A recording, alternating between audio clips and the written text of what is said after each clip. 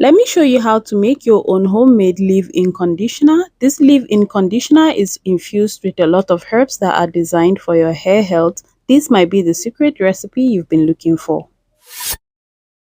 You're going to need your flaxseed, which contains vitamins and minerals that are good for problematic scalp.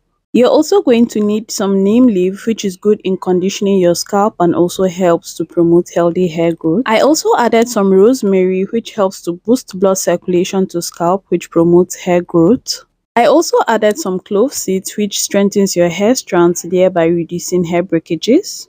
You do not have to use the exact herbs that I'm using. You can choose to switch it up a little bit, add extra if you want. You're going to add some water, then you're going to boil. Just like you would when you're making your normal flaxseed, try to save it when it's still warm. I made a mistake. I allowed it to cool a bit, and now my flaxseed gel was looking like jelly. It was so hard to sieve. I had to transfer it into my sieve cloth just to be able to sieve it. So this is the amount of infused flaxseed gel that I got. You're going to get some fresh aloe vera, extract the aloe vera gel however you like. This is how I like to do mine. So aloe vera is actually very good for problematic scalp like itchy scalp and dandruff. So I decided to use flaxseed and aloe vera because they are good moisture and hydration products. As you all know, leave-in conditioner go hand in hand with moisture and hydration. So this is the amount of aloe vera gel that I got and also the amount of infused flaxseed that I have. So you're going to transfer everything into your bowl, then you're going to add your emulsifier and cetearyl alcohol to help bind your oil and water together. I also added a little bit of oil. You can add any oil of your choice.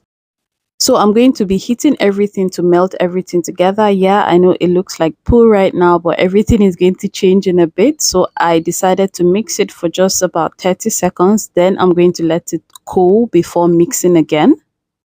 So this is what it's looking like after about 20 minutes. Now I'm going to go in with my mixer again to mix for just about 30 seconds before adding the rest of my product like my preservative. This is non-negotiable.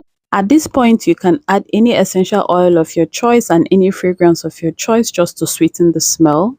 Then you're going to mix for additional 30 seconds to make sure everything is fully saturated with your additional product. Voila, just like that, your conditioner is ready. You cannot tell me this is not a leave-in conditioner. Again, like I said, you do not have to use the exact herbs that I used. You can tweak it a bit or add more herbs. It depends on you.